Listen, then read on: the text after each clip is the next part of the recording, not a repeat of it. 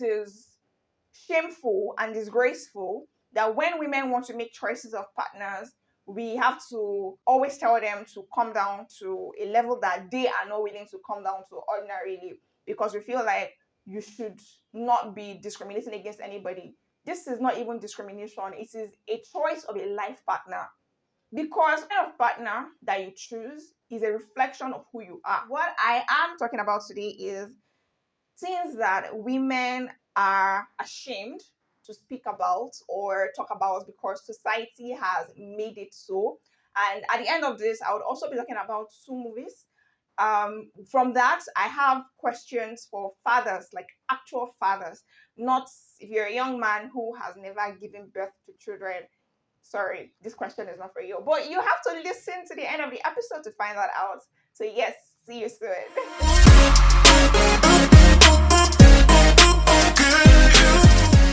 Welcome back to the show. It's still me, your host, your producer, and your guest for today's show, Maranatha Abutu. And yes, it's Rave with Mara podcast. So, like I said, the topic we'll be talking about is things that women are ashamed to speak loudly about because society judge them if they come out and say this thing. So, the first on that list is the idea of settling down. Hear me out. Hear me out. I know that from time immemorial, women have always been the instigators or not necessarily relationship, but marriages. You can almost tell that when you do a survey of men and women are always the one who are clamoring for, oh, let's settle down. We are at that point in our relationship where everything is going well, all is settled, and I feel like the next thing to do is to settle down. Now, but what we are seeing for the last couple of years let me not go too far, between 2 years and now is that women are now becoming ashamed or shy to say that, oh, I want to settle down without necessarily looking like you want to become or join the class of women who want to get married or who think that marriage is a form of achievement, which I feel like is sad. I've said this thing on the audio podcast where I say that when men try to choose women that they settle down with, they look at things like, oh, who is a more homemaker? Who can take care of the home? Who can do this and do that in my stead? Unlike we, where I know that I've said it on the podcast where I was talking about why women get to marry older men, which is a sense of security and financial stability for a lot of women. But now, what is happening is women are ashamed to say, oh, I think I'm ready to settle down. I want to settle down without it looking like they feel like once they say that out, it's going to look like they are among the class of women who are um who are sort of, how do I put this? Who are sort of changing the feminism narrative. Yeah, so it begins to look like, oh, so you two, you don't want to be a working class. But then working class doesn't mean that you shouldn't want to get married. You shouldn't want to have a happy home. You shouldn't want to settle down. Maybe what a lot of people think is that the idea of settling down means that you are sort of canceling all your other goals. There are people who, as much as want to attain any financial stability for themselves as women, or who want to attain the zenith of their career, also want to settle down. It doesn't mean that it is canceling their other goals. But why are we ashamed to talk about it loudly? Like, oh, I want love. They feel like love makes them weak, or love has no place in their career path or in making them the independent women, that they want to be. And I'm here to tell you today that no, absolutely not. It doesn't mean that you are canceling feminism or canceling the fact that you want both side by side. It is what you want. Feminism is never, oh, for women who want to be career women or women who don't want to marry or whatever. No, that's not what it is. It just means that you have these choices to choose between what you want to do and have everything that you want to do. So yes, absolutely. Speak it as loudly as you want. You want love. And love you shall have if you go out and search for that love. So yes, that's number one. The second one is the choice of partners. I have said this again and again and again on this podcast. Men will never shy away from telling you that, yo, I can't marry you for A to Z reasons, or because of A to Z reasons. And they will not mince their words. There are some nice men out there who would not want to tell you explicitly that, yo, this is the reason I don't want to settle down with you. But the lots of them will tell you to your face, oh, I'm sorry, I can't marry you. What this was just a having fun or catching fun thingy. It was never about me settling down with you. The kind of you don't fit into the kind of woman I want to get married to. But whereas for women, I feel like we are ashamed again to say that, oh, I don't want a short man, or oh, I don't want somebody who does not have so and so amount of money, without it coming out like, oh, I'm materialistic, or oh, I think that you are too dark skinned for me, or oh, you're too light skinned for me, without it sounding like you're being discriminatory. But time and time again, men would choose a partner based on all of these qualities, except maybe the finance part. They would choose, oh, you're not my spec, and they'll tell you straight away, oh, something happened because I was drunk or I was not in my right senses. But they never would they shy away from telling you that, I'm sorry, I can't marry you for so and so reasons. So why the hell are women always ashamed to come out and say, oh, I can't choose to marry you, or you're not my choice of a partner because of A to Z or AYZ? Do you get what I mean? So I think that whatever the society is trying to say or inculcate in women, and I give you a story, right? Over the weekend, I was told of a story of a woman who was, or is rather, a graduate, and by the time she was trying to date somebody, she met this person and he lied about his profession. Hmm.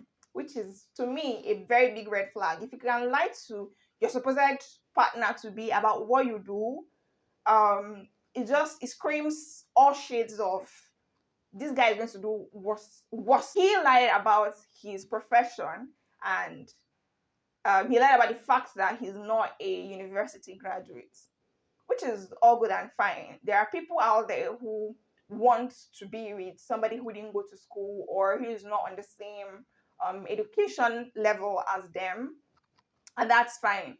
But the sheer reason that you have to lie about it, it means that you know that your partner is not okay with it. At least give this woman a choice, give her a chance to choose that, okay, I know that this is what I said I wanted, but now you're not up to that, and I think, oh, I can still work with it. It's better than, you just deceiving her with the idea of, oh yeah, I went to school, oh, I have my business, oh, this is my car, but now this guy turns out to be a driver. And then he ended up not going to the university. Now when she found out, it became a thing of, her friends started pressuring her, like, fine, so you're trying to prove their point that if he had told you he was a driver without a university certificate, you wouldn't have married him. And I get it. Like, when you put it like that, it makes the other person feel somewhat compelled to want to change the narrative that, yo, either way, I was already in love with him, I could have. But I think it's wickedness for anybody to pressure anybody into making a choice based on, you don't want to come out looking like a bad person. Please come out looking like a bad person, because I'm telling you that if it was the man, some of them may say, oh, fine, give me some time to think about it, and maybe they do come around. But I think that it is shameful and disgraceful that when women want to make choices of partners, we have to always tell them to come down to a level that they are not willing to come down to ordinarily, because we feel like you should not be discriminating against anybody. This is not even discrimination, it is a choice of a life partner. Because over and over again, I tell people, I saw one of my friends back in 2019 that the kind of partner that you choose is a reflection of who you are. It doesn't mean that this person must have the same educational background as you. It doesn't mean that, oh, you guys should be from the same place or whatever. But what that means in retrospect is this: if you are choosing a partner who is a perpetual liar, it means that you're trying to say that you're okay with a perpetual liar. Yes. If you're choosing a partner that is a cheat, it means that you're also saying that you are either a cheat or you're okay with being a cheat. If you're choosing a partner who is constantly fighting everybody in your neighborhood, and you know this is what you've chosen for yourself, it means that you are okay with it, literally. I know that there are situations where people like this fellow lies about these things, these accomplishments that they never achieved, and you forgive them and you move on. That is, in a way, is not on you, but it's also on you, because you knew and then you blindly went to it with love. It is okay to be with a to be an understanding babe. I know I've said this thing maybe a couple of episodes ago, 3 or 4 episodes ago, where I said I don't want to be an understanding babe anymore.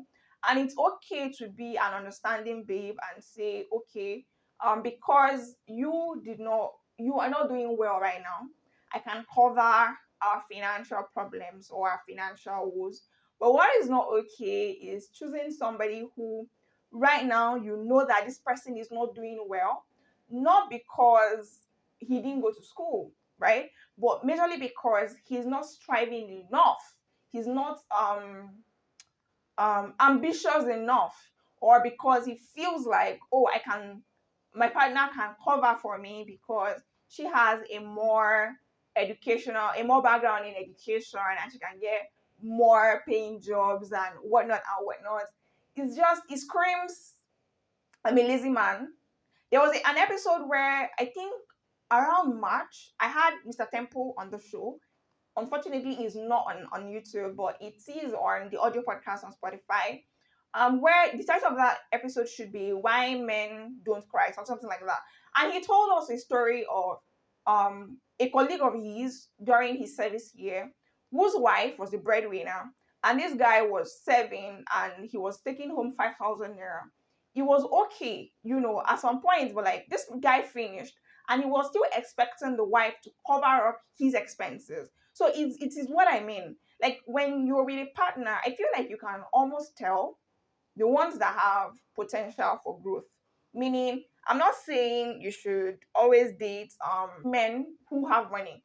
What I mean is when you look at your partner, you look at yourself, and you're looking at the path that you want to toy in, and you're looking at your partner's path, it should tally.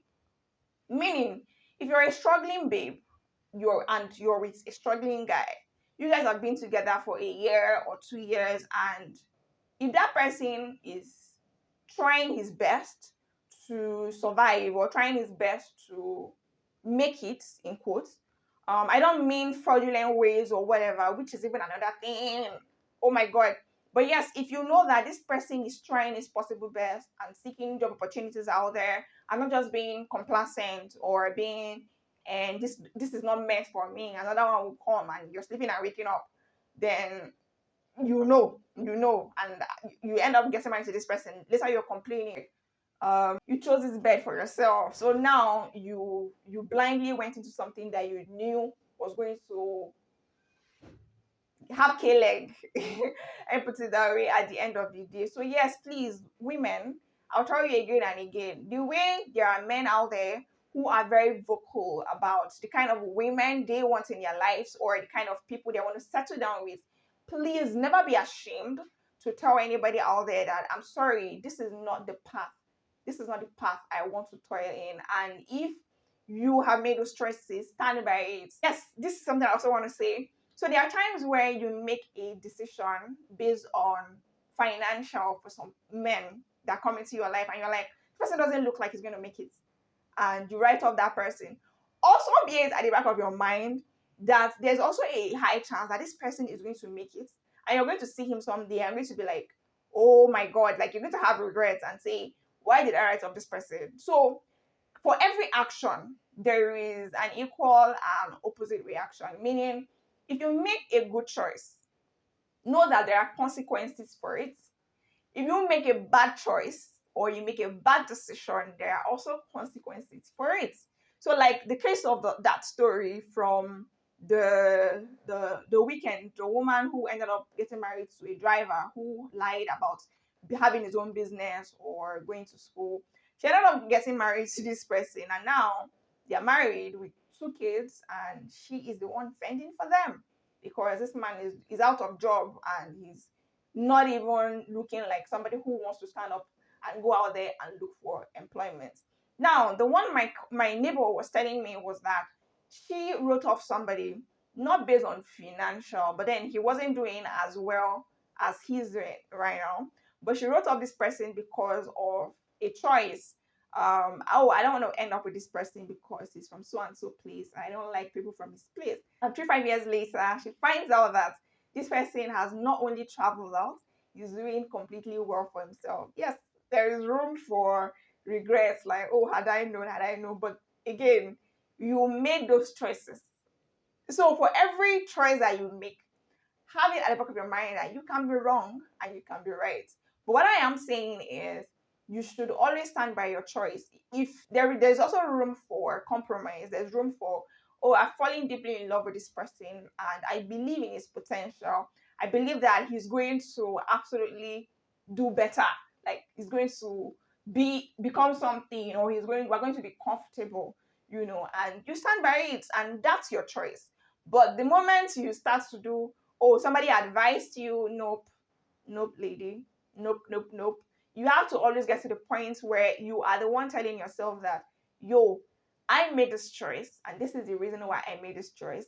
If shit goes sideways tomorrow, you made that decision based on your principles or things that you believe in. So yes, never be ashamed for choosing who you want to be with, regardless of whether anybody thinks it's okay or it's not. It is your absolute choice. You are the one that's going to end up with this person at the end of the day. So yes, never be ashamed for that. Now the next thing is, oh yes, the wrong person cannot give you the right thing. Now I also have a story of someone who ended up saying that, oh, I don't think I can ever be with a person who is in the same financial level as me, or I don't think I want to marry a person who doesn't give me enough sexual pleasure. And she's always like, okay, if I dey sin, make I sin well, make I sin complete, make I know say, okay, you God won't punish me. I know that yes, I am sinning the sin and I'm enjoying it. Now, for the first one, when you choose a partner based on financial security or financial stability, always have it at the back of your mind that maybe on your list of potential partners, you have the one who is calm, gentle, he has values, his values align with yours, he's respectful of you and he loves you, and but then he doesn't have enough finances. Now you have this other person on the side who maybe he loves you, and maybe he doesn't respect you all the time, but whenever he slaps you, he gives you money, or whenever something shouts at you outside at the mall, he when you come home he buys you jewelries or whatever, right?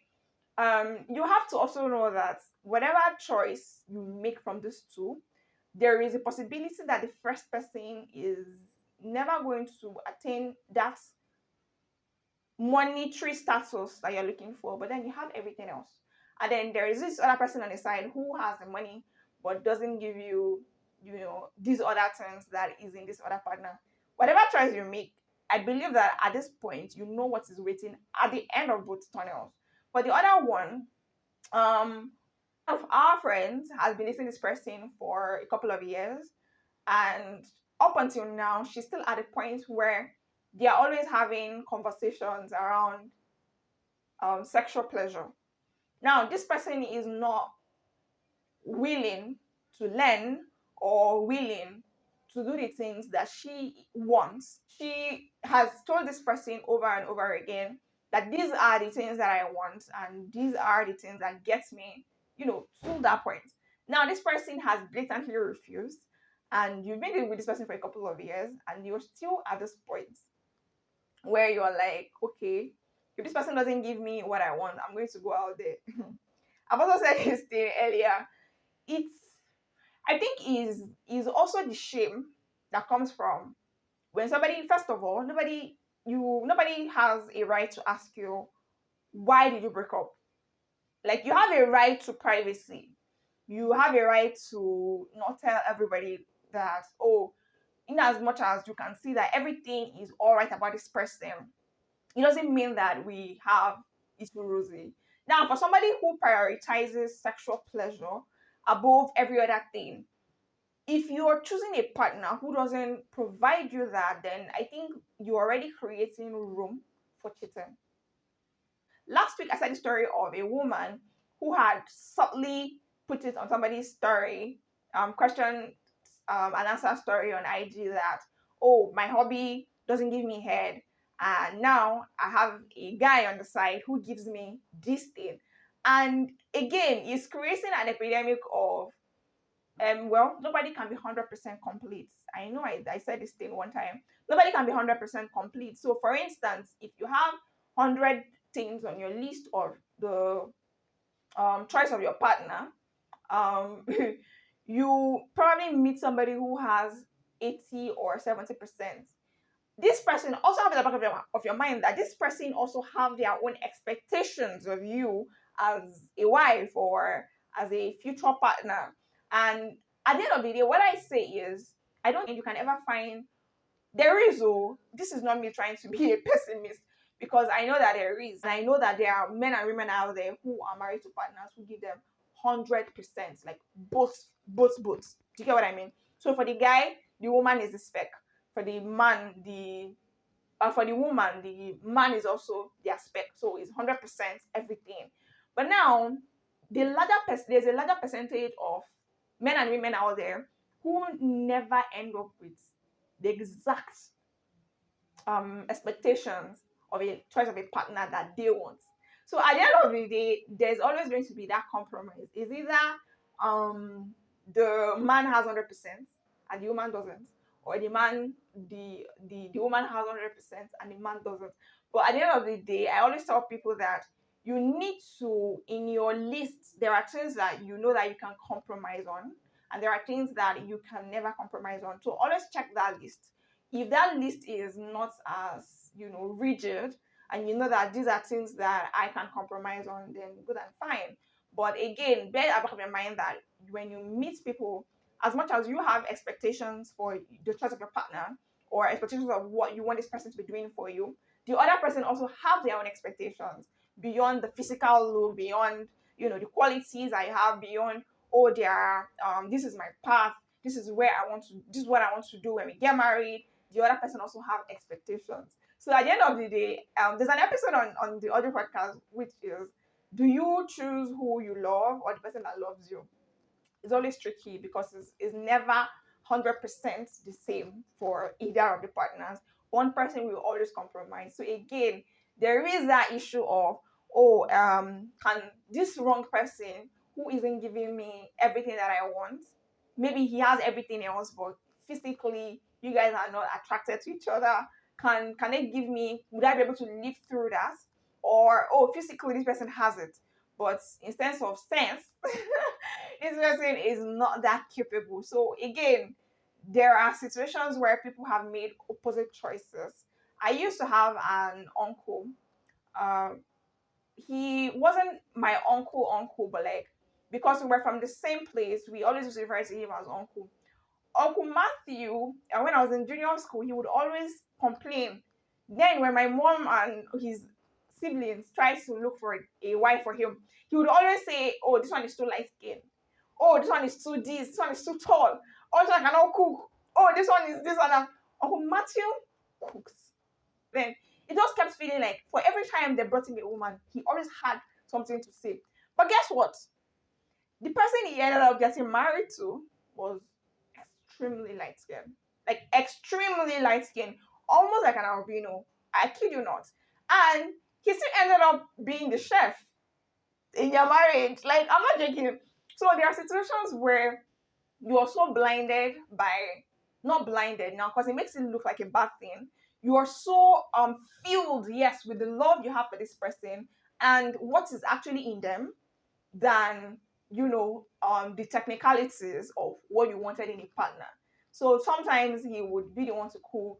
They were both working, but it was fine because again, you end up choosing a person totally different from what you thought that you wanted, and is always not a bad thing. So again, I just believe there are things that you can compromise as a person. You will always check yourself, man, woman. The choice of your life partners is very, very important. Women especially, do not let anybody shame you into the idea that when you choose a partner based on all of these things that you want, it means that you're being vain, or it means that you're no, yes, be vain, be wicked, be whatever, but never choose something that you know is going to turn out badly for you, because everybody's going to look at you as a bad person. And again, you have the right to privacy, meaning that if somebody asks you why did you break up, everybody in the world can see that this person is perfect for you. He's a gentleman, he takes care of maybe a few of your bills, he's gentle, he's kind, he's generous, but you know that particular thing on your list that he isn't checking for you. If you feel like it is not compromisable, do not go ahead. And you have a right to stand on your ground without anybody making you feel bad about it. Onlookers can always look into a relationship and assume that this is what is going on in that relationship. But to be frank with you, only those in that actual relationship can tell you exactly how it is. You can't have more experience than the person who is in that relationship. So yes, if a person tells you, yo, I'm breaking up with this person for so and so reason, you can't shame them for saying this is the reason they want to leave. It is their choice. But again, remember, good or bad, right or wrong, whatever choice you make, there is a consequence for that. Be it good consequence or bad consequence. If you choose a partner you want, you have enjoyment, maybe. If you choose a partner that you think is the right one, you may not have it right. So again, the wrong person can give you the right thing, like in the case of my Uncle Matthew, and then the right person may also give you the wrong thing. So yeah, that's that.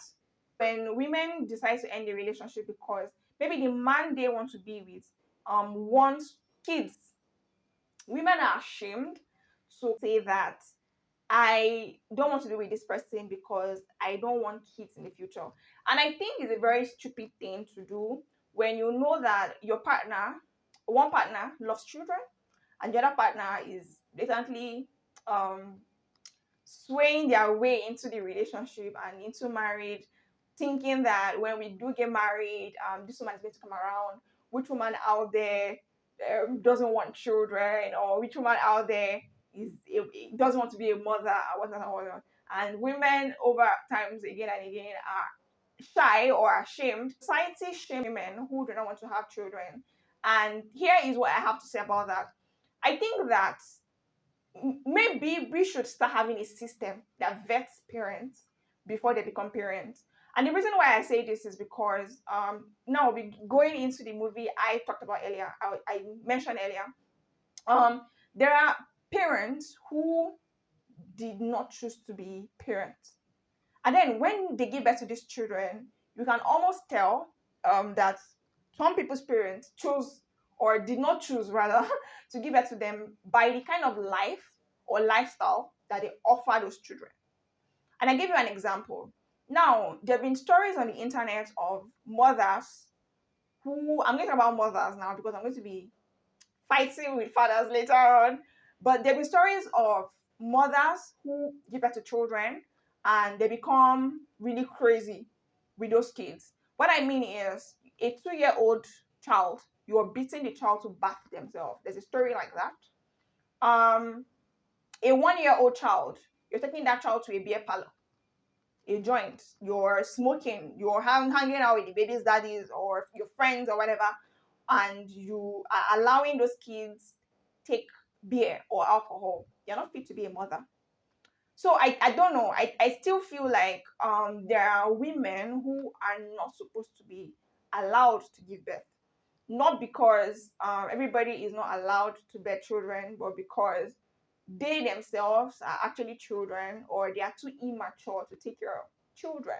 Do you get what I mean? So I think that we should actually be happy that some women will come out and tell you, oh, I don't think I want to give birth to children because I didn't have a proper upbringing. Some of them give you reasons such as, I don't have a proper upbringing. I don't think that I am capable of taking care of a child. I don't think that I have enough sympathy or enough, care to want to raise a child. I know that sometimes some doctors say that for some women, when they do give birth, seeing the child changes everything. We are also forgetting that some there are some women that nothing changes for them, whether they can see the child or not.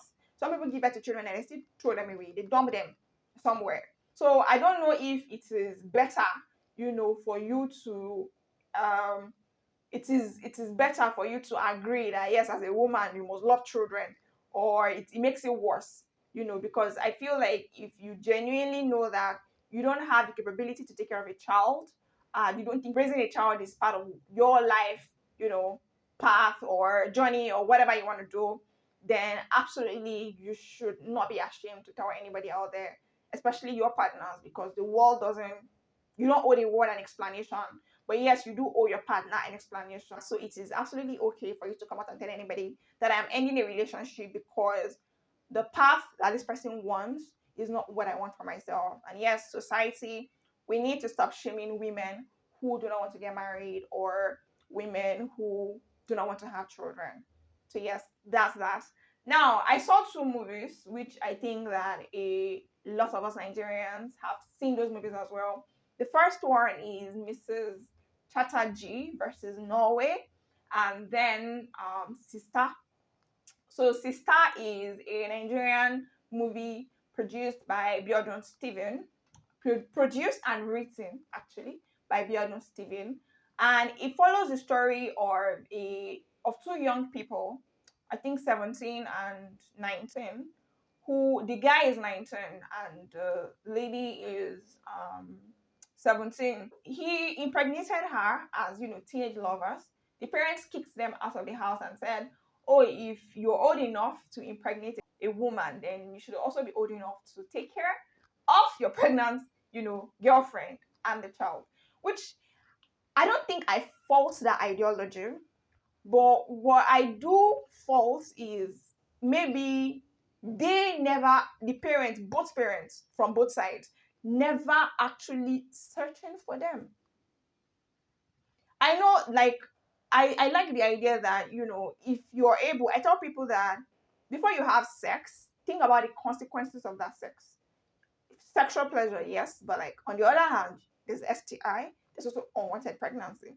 So if you are not thinking about these things and you get somebody pregnant, then absolutely you're old enough to take responsibility for it. So I like that they let them go and try to figure out life for themselves. But I think that after 3 years or 2 years, the parents should have at least looked for them.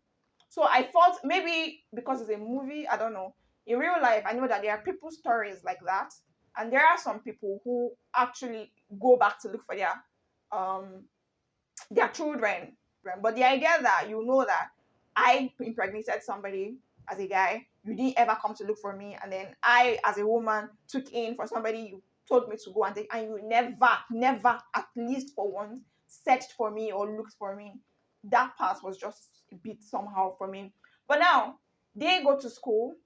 She goes to live with this guy off campus. Now in the off campus, she starts to do business, sell noodles, and um, pay bills for the child and also for the boy because he was now in school. The parents were no longer sending him money. She did businesses to put this boy through school, and just before he could round up for his final exams and go for NYC, he impregnated her again.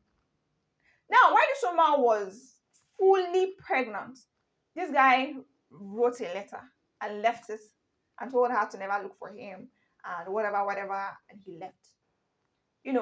A couple of years later, she still not these children are now grown. She gives birth to the first one was a boy and the second one was a girl. Now this guy goes and lives his life completely free. Like, yo, nothing, I don't have children, I don't have a family anyway. And he goes on to marry somebody else. He applied for a scholarship or something, travels out, comes back, this woman is there toiling for the children, trying to put them through school. The son was even in 200 level. Then the daughter was trying to write WAEC or something to go to for her A levels or whatever. Now, the other auntie on the side who used to get her jobs, cleaning jobs, now, the cousin comes back and it turns out that the cousin of the Auntie Jane um who used to give her jobs was married to her boyfriend or her ex-boyfriend now, or baby daddy, whatever that is. Now this man starts to do I want my children back, and the children are so ungrateful. Oh my goodness God, the children are so ungrateful. And it also takes me to this thing where when men leave their wives or their girlfriends or their baby mamas or whatever, it's also a shameful thing for women to talk about. It's shameful for them because they think that they are the reason or they are the cause why they are the reason why, or they should take the blame why the men left them. It's bizarre to me, but I know that these things happen. In order to protect the said man, she lies to her children that the man is dead. Now this man comes back, one thing is buying them gifts, spoiling them with gifts. They've all forgotten how their mother was, cleaning jobs, cleaning houses and toilets to take care of them. I didn't like that part. Now, he comes and says, oh, I've been thinking about these people. I need to commend Bisola. Kind of her character name in the movie. I think Bjorn Steven gave us a character to say that, oh, not all women are actually bad. Because she felt really bad. Like, we met in service. So at the time we met, we started dating. You already had 2 kids. And you never mentioned. She felt bad. And she almost started feeling like she should take the blame. Which is another stupid thing. Why would you take the blame for a man worked out on his wife, on his girlfriend and 2 children. You met the person and you formed or forged a path with this person. But somehow you want to believe that if he had not met you, this man never looked back. He never freaking looked back. I was asking a couple of men, but they were all young men. Now I'm asking fathers. I don't want to ask, older persons. I want to genuinely ask young men that are fathers and are married out there. When your wife gives birth to children, do you feel a sense of responsibility, or do you have or feel any sense of attachment to say, oh, I gave birth to these children, or I brought these children into the world? Or is it just that sense of responsibility that, oh, all I have to do is provide for this person? Because I think that what happens with this other movie, this one and the other one I'm going to be talking about shortly, is that I felt that maybe the way that women have a sense of attachment to their children, men don't have that, because all they are sperm donors, or they just donated sperms and now we have a child.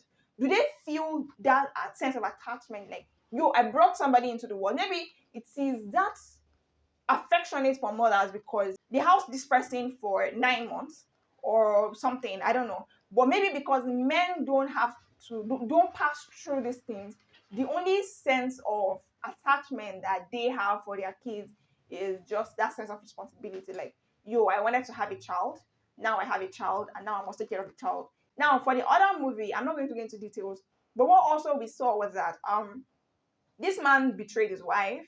First of all, there was domestic violence. Hey God.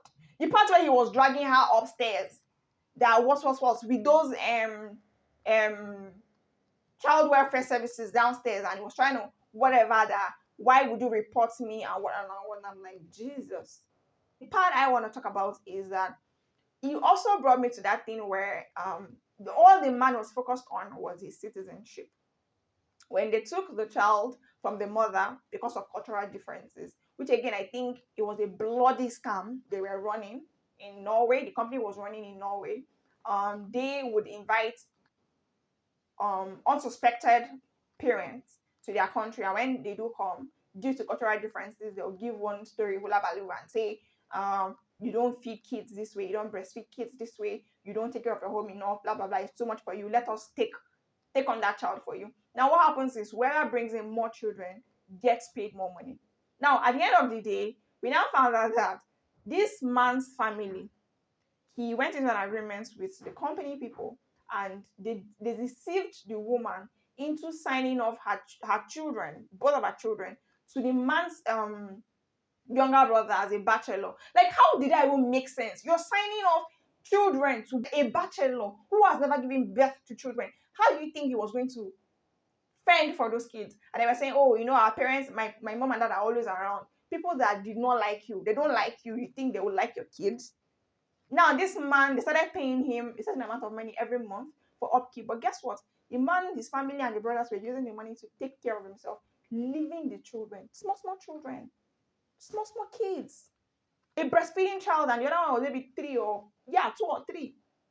So again, I ask, even when she was still trying to fight the Indian courts for them to give her child and whatever, her children rather, this man still comes and says, she's not fit to be a mother. She's mentally whatever. And again, I'm like, how can an entire country say that one woman is not all right, basically because she was trying to fight back for her children? I feel like if you're a mother, you don't have that kind of reaction normally for your children, then there's a chemical imbalance in you. So again, I'm asking fathers, is it a sense of responsibility or duty, or do you actually feel a bond, like, oh, this person is a part of me, person came out of me? So yeah, if you have seen these movies, write to me under the comment section what you think. First one, Sista. The second one is Mrs Chatterjee versus Norway. If you have seen both of them, please tell me what you think about those 2 movies. And also, if you are a father out there and you have kids, if you feel differently, please also write in. I want to read your comments. Maybe next week's show, I will be able to read them out and we'll talk a bit about it. These are all I have to say today. Women, do not be ashamed to choose your life partners. Do not be ashamed to stick by your standard. Do not be ashamed to tell anybody you don't want to give birth. Do not be ashamed to tell anybody this is what you want. Also, do not be ashamed that you can also be a career woman and want love, and want a husband and kids and everything else. Feminism doesn't say that you shouldn't want what you want. You want what you want. Feminism just doesn't want women to be suffering due to patriarchy. So yes, if you have gotten to this point, thank you so much. I appreciate you. And thank you so much to my 207 subscribers. Yes! Thank you. I'm so grateful to you guys. Thank you guys for always coming back every week to watch my videos. And if you have not subscribed, please, I beg you, this is the time to subscribe. We are trying to get this team to over 1,000 subscribers. So please subscribe. And thank you again, and see you next week. Bye.